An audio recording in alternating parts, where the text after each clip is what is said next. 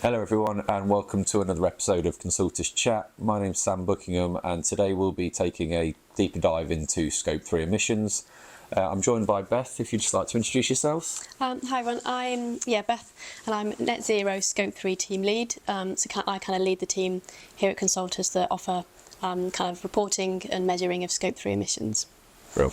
And broadly to start with, what are Scope 3 emissions for those that may not know?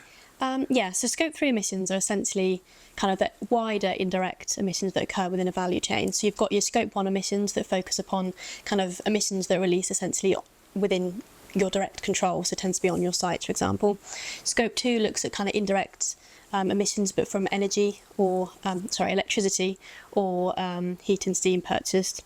And then Scope 3 covers all other indirect emissions. So that covers everything upstream of you. So all the emissions associated with the products you buy, the waste you produced, and like your business travel, and also downstream of you, so all the emissions that occur from the use of the products you sell, kind of their treatment when those products come to an end and they're disposed of somehow.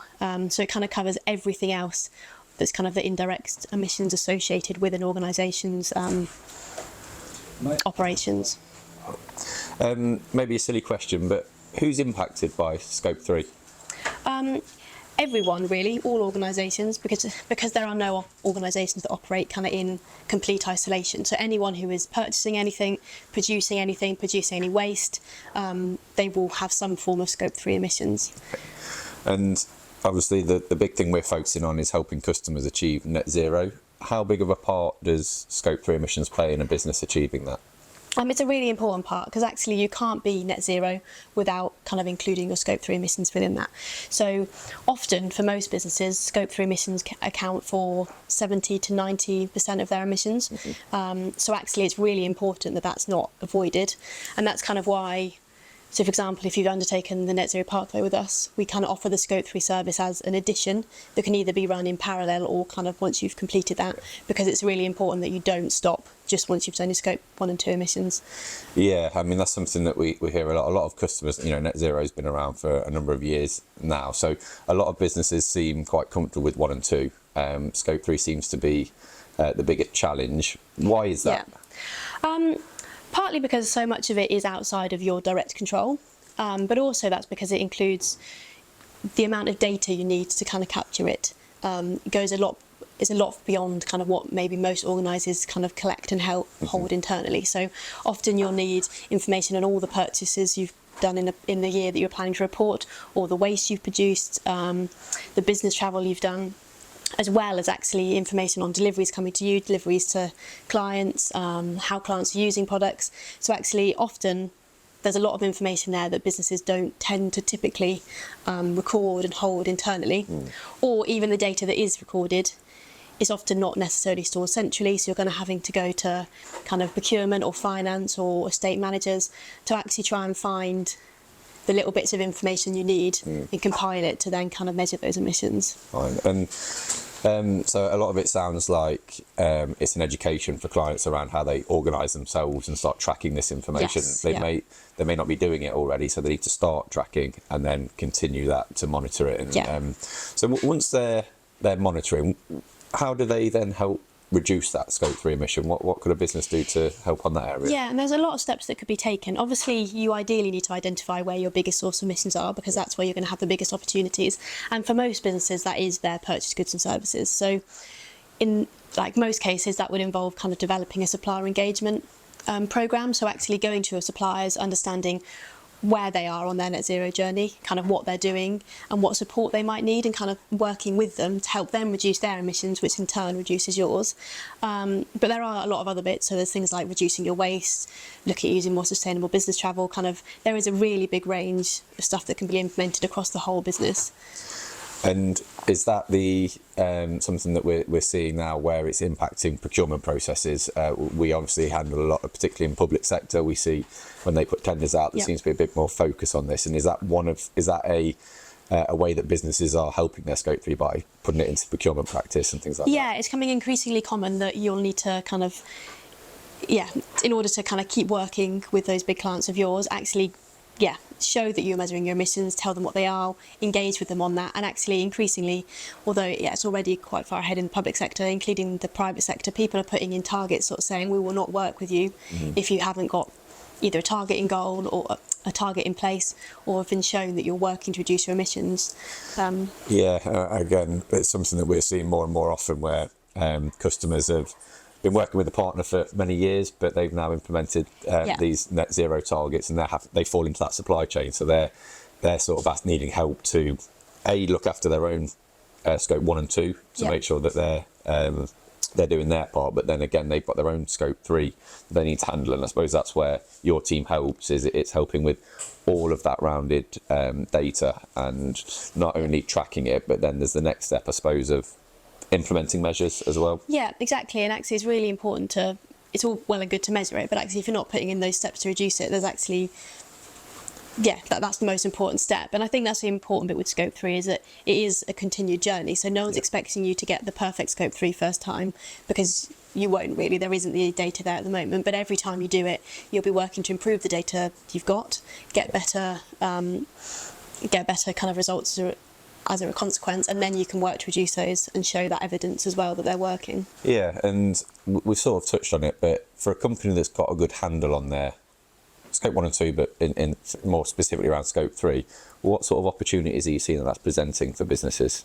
There's often the opportunities simply for kind of opening new areas of kind of business, particularly as we go to kind of more circular economies that will impact a result of scope 3 through trying to reduce kind of downstream waste and things as well. There's often new opportunities there. It's actually also really good for kind of procurement purposes in terms, and selling, as we mentioned, in terms of kind of meeting those needs of your clients. It also just helps you gauge better relationships with both upstream and downstream stakeholders, because you're having to have that level of engagement that previously you could kind of get away with without having. And as we mentioned, it's really important for data management. There's a lot of benefits that can come from that to support other either strategy regulations or other kind of certifications or things you might go for where you're needing that level of data which previously you wouldn't have kept. So it's interesting, and again it seems to be quite a big and scary thing with some customers that I speak with, is they're aware they need to do it, but it seems a really big task for them. Are there any misconceptions you would say around scope 3? Is it as big and scary as it seems? I think, it often can seem that way, but actually once you break it down and you start to kind of understand where the data's held, what actually activities fall into it, it does make it seem a bit easier. I'm never going to say it's easy, because it's not. But actually, again, it's a journey. So every time you do it, it's going to get easier. You're going to be working on your data management, and that'll help. There's also a lot of kind of misconceptions around the fact it's not within your control. So actually people thinking, I don't need to do it, those aren't my direct emissions. But actually the important is that those emissions are still resulting as a consequence of your business activities, even if it's being done by another business in another country. You're still a driver of that, and although they're outside of your direct control, you can influence them through kind of the engagement with those stakeholders. An interesting picking up on one of the misconceptions we spoke about, where some customers have a view that it doesn't really impact them. It's interesting.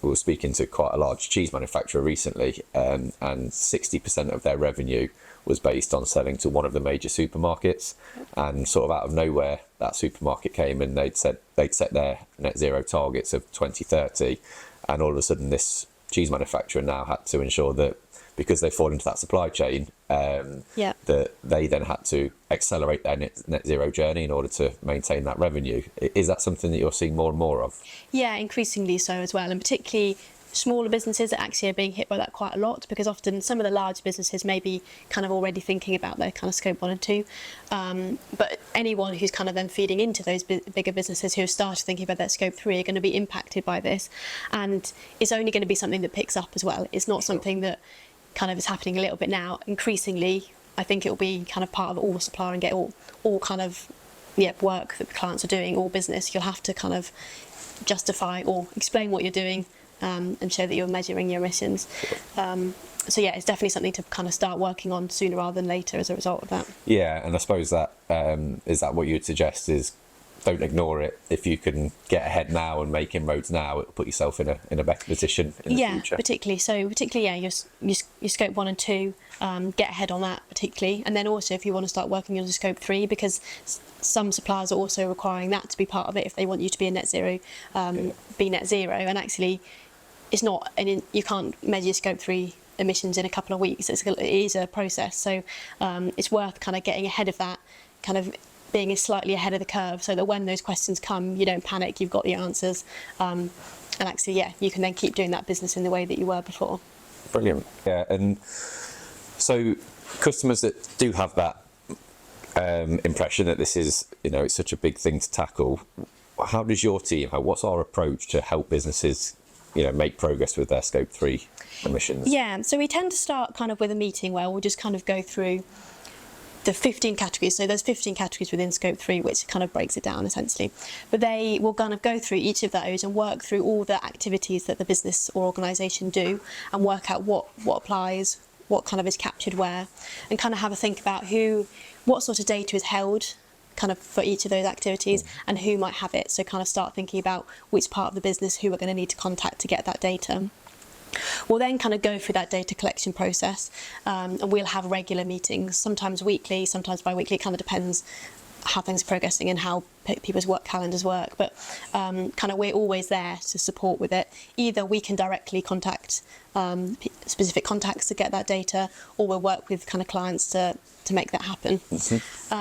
Once we've kind of started getting that data in, we'll then do the data analysis, the calculations, and kind of develop kind of a baseline or a calculation year, and then we'll kind of start developing those reduction recommendations. So within that, we also will recommend kind of data recommendations. So there's a section of the kind of final report where essentially we just recommend all the stuff we suggest they do to make next time they do it a little bit easier. So we kind of have that, and then obviously give the recommendations of how they can start to reduce their emissions, and can then kind of start work with the clients to kind of develop this is the program, or this is the process we suggest you take, how's that going to work for you, and make something that is hopefully effective but doable as well. Yeah, so you touched on there that it's an ongoing process. It's not something that you do once and leave. Yes. How regular is that process? Is it typically ongoing monthly process, or is it annual? How are people tending to tackle it? In terms of redoing their emissions? Sort of recording their emissions. Yeah, well, I think there's a variation. So you could do them every year, but it depends how available that data is. So for some organisations, it could take a year to get hold of all that data because it's stored everywhere. So ideally, you'd probably do it yearly, but you could do it every couple of years if that worked better for the organisation. Sure. For a business that has really took that they're comfortable with their scope 1 and 2, but not really looked at scope 3, any hints and tips for what their next step might be? I think it would be to, engage with us potentially, and we can talk you through actually what is applicable and how we can start to break it down. Because I think when you look at it as a big whole, it does look really scary. But actually, once you start going through where that data is and how easy some of it is to get hold of, that does kind of automatically kind of cross off some bits and makes it easier. But I think the main thing would just be, kind of starting to kind of get a better understanding of where in that supply chain it is, what are the easy ones to hit. So like business travel is often fairly easy to get hold of some of that data. Waste can be as well, and kind of start on those maybe easier categories and kind of work up a little bit to the really big ones. Well, sure. Hopefully that was useful. It was obviously a whistle-stop tour of Scope 3. It's a very broad subject. But if anything that we spoke about there is something that you're considering or is a challenge for you, then please do get in touch and we can discuss how we may be able to help you on your journey.